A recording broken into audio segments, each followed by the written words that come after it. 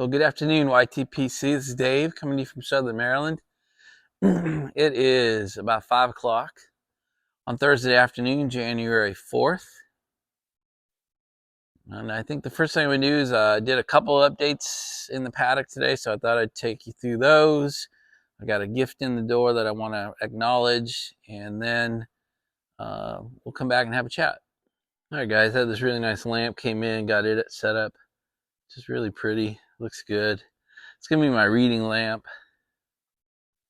And then I was able to, I got a little more tech set up. And then I started kind of populating my cellar out into the shelves. Got a long way to go, but kind of got my cigar section. And you can kind of see starting to come together.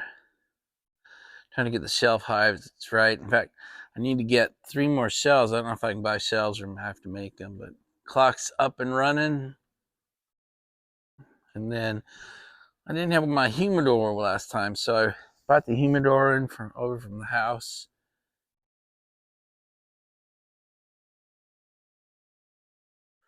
I just have it set up with a bunch of these Bovita packs in there.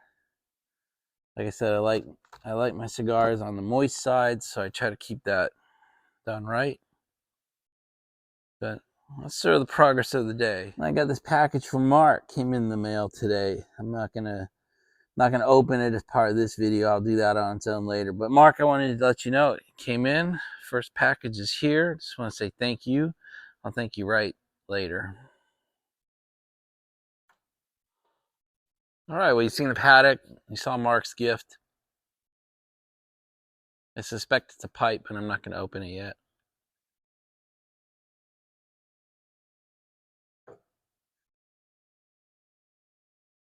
I'm late today, and I've done a terrible job of being a video host or a channel host because I've not got back to just about anybody's comments. A couple of you are having text conversations with me, and I've not gotten back to you on those today either.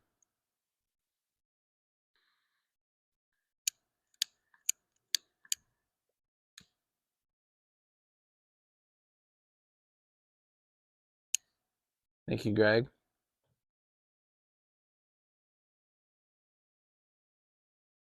So the last couple of days, my son, Sean, has been down, pretty bad stomach flu. So I was trying to focus on him a little bit. And then last night, in the middle of the night, my wife came down with it. That kind of made for a long, sleepless night for her. Way worse than me. I'm not complaining. Just, anyway, taking care of the son and then taking care of the wife and then making sure the daughter kind of stays a little clear so she doesn't get it because both my kids fly Saturday.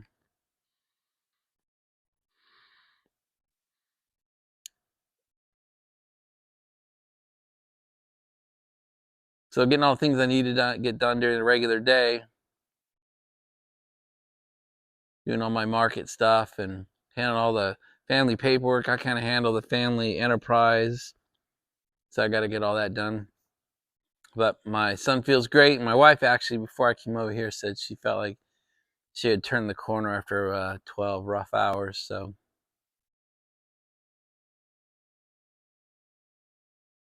I have to stop, reload this bowl, and start a new one.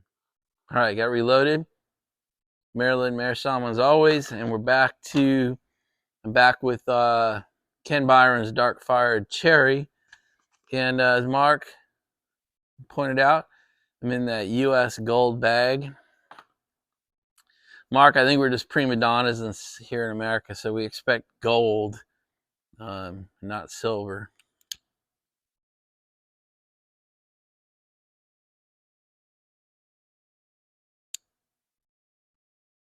I got to give my kid props. Sean, man, he's 22. And he works remote. He's 100% remote. He's a programmer. And he got it all done. They all had to report back to work on Tuesday. And he's done 3 full-time days remote, even though he was pretty sick. It's fun watching your kids turn into functioning adults. Frankly, I didn't know he had it in him to work during the being that sick. But he did a good job.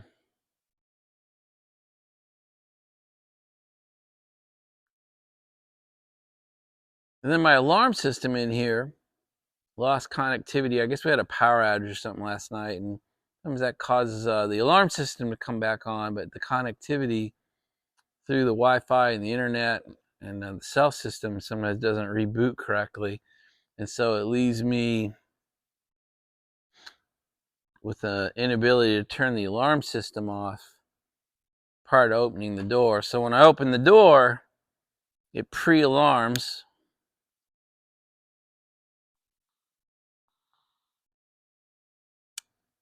and pre-notifies the monitoring people. Now I can get in, get to the keypad and turn it off quickly enough.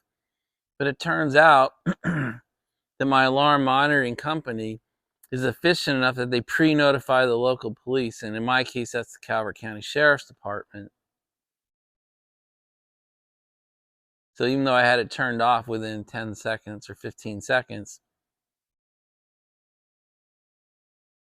a few minutes later, I had 3 of my finest show up in their own squad vehicles. Now, it turns out that when they see the alarm come in for this address, because it's happened 2 or 3 times over the 6 years or so that I've been here, they come anyway because they know it's in here.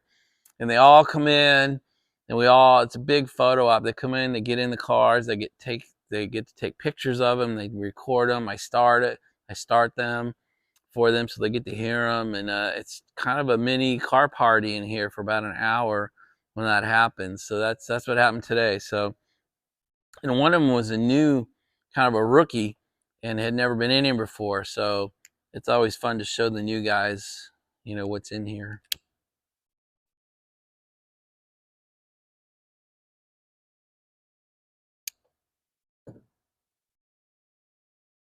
So it's been a little bit different day for me.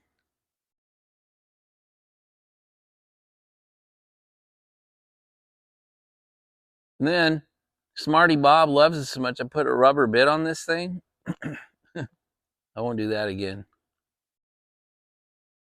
My mouth is not like the rubber bit. I didn't expect that. I expected to like it.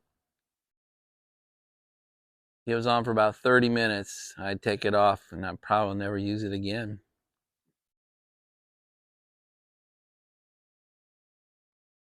I want to do a shout out to Uncle Willie. I don't know if you watched his video last night or not, but he talked about listening.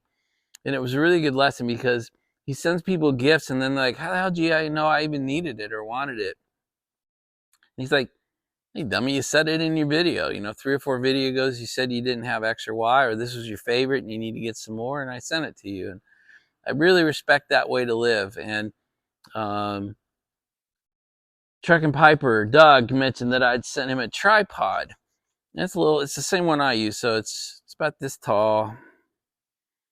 And it can extend all the way up. It can extend to about 5 feet long, and it's got its own tripod, or you can use it as a monopod. And it was kind of funny because I'm like, dude, you if you'd watched a couple of his videos with that arm sling, he was having trouble. He was dropping his camera and he couldn't hold it and all that. And I mean, these things cost nothing. So that's why I sent him one. He mentioned it in the video today. So I just thought that was pretty cool. And it gave me a reason to call Uncle Willie out because I also try to live that. If you guys mention something like I'm out of this or I can't find that, or like Mark has mentioned a few times that he needed help finding a couple blends that he just could never get his hands on across the pond, and it's easy to do. So I just it's a great way to live, and Uncle Willie, I just want to call you out. I thought that was a really special way to do a gift. Which brings me, I'll make a second call for your addresses and your cell phones if you want to.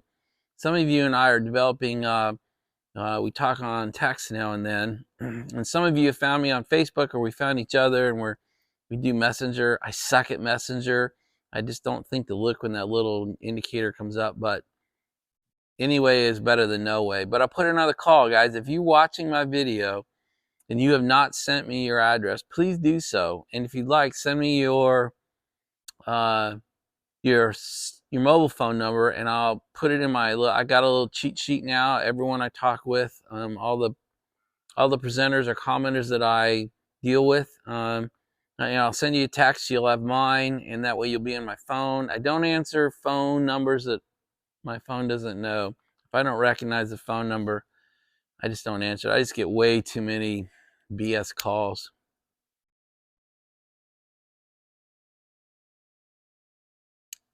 Anyway, you might feel funny sending me those things, but please do it.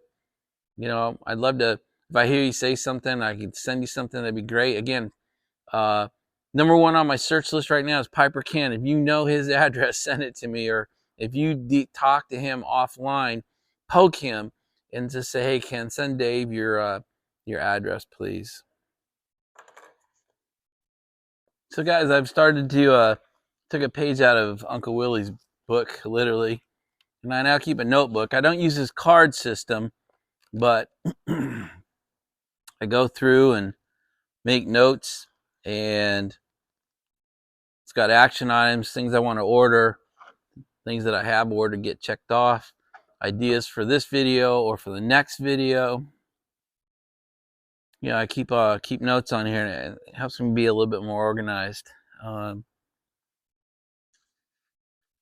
Yesterday, I gave you the link. I actually remembered to put the active link, and I tested it, the actual link to Bear Independent reading Daniel 2. And I was watching Bear this morning, and he said something good enough that I'm basically going to repeat it here.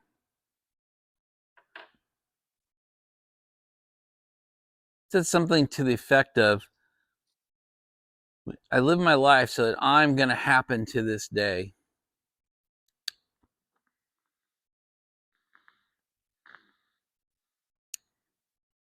As opposed to the day happening to you. I get up in the morning and I say, I'm going to happen to the world, not the world is going to happen to me. I'm going to drive the day. The universe is not going to drive my day. I just like that. I intend to affect this to the world today. The world will not happen to me. I like that a lot. So I just wrote down that I think decide, determine, and execute. And then don't take any shit from the world. I like that a lot. I thought that could be our theme for tonight. Begin your day with intention. Know what you intend to accomplish today.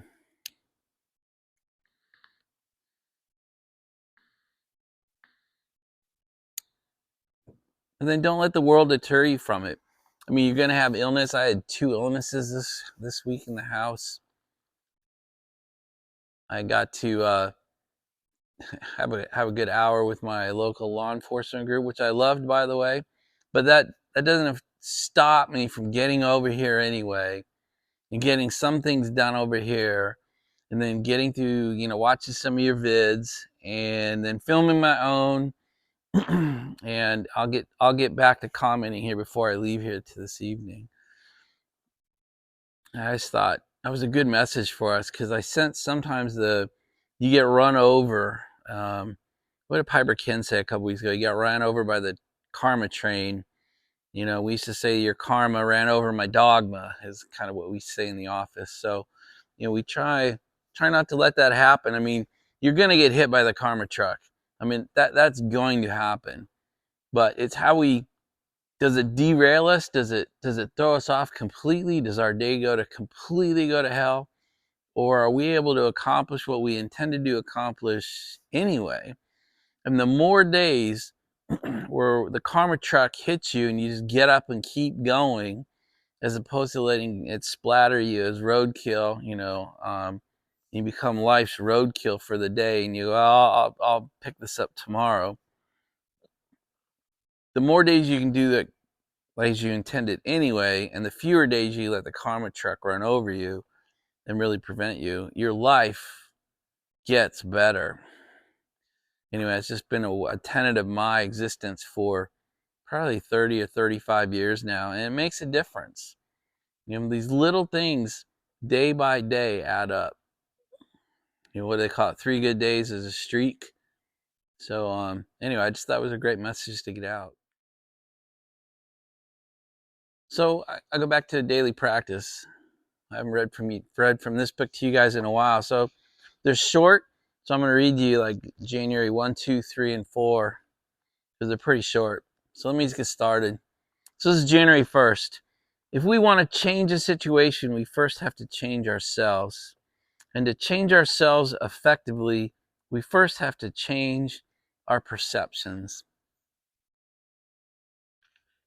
And for me, what did that mean for me? That meant the world doesn't suck.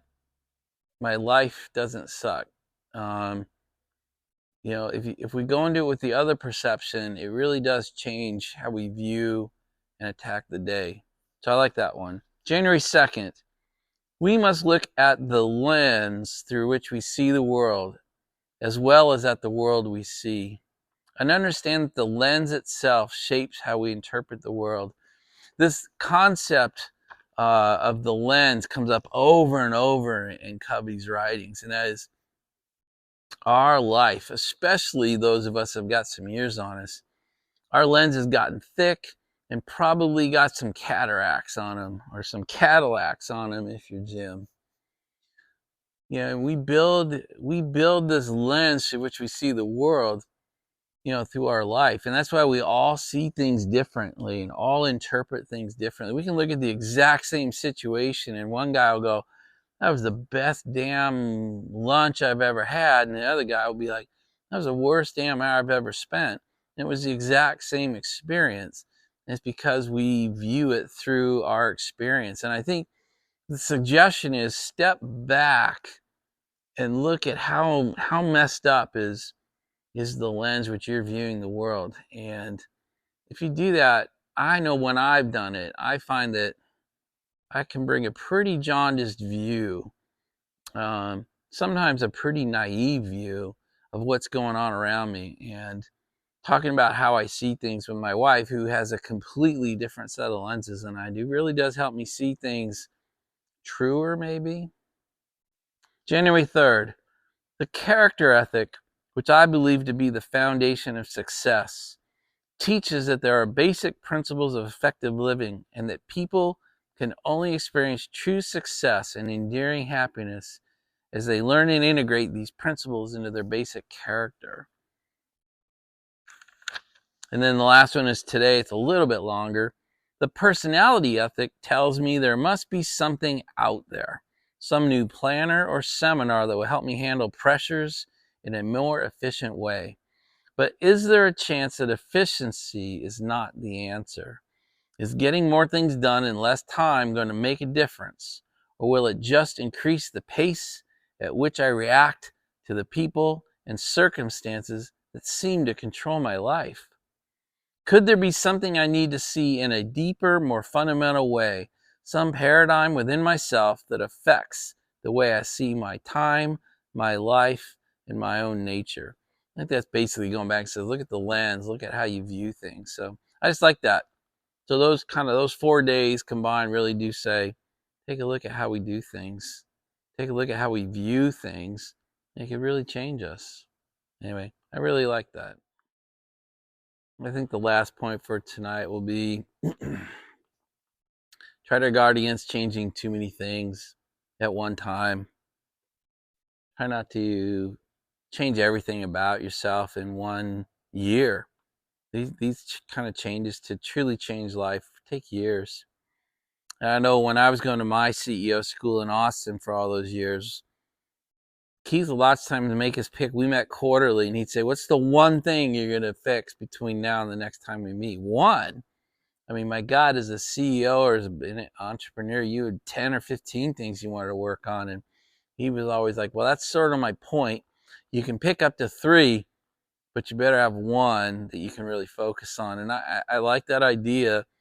If it's going to the gym 2 or 3 times a week, just get that under your control. If it's to spend 10 minutes reading the Bible every morning, get that under control, and really build a habit on the one, and then stack a second one on top. Don't change, like, I'm going to change how I eat. I'm going to change how I plan my day. I'm going to change what I read.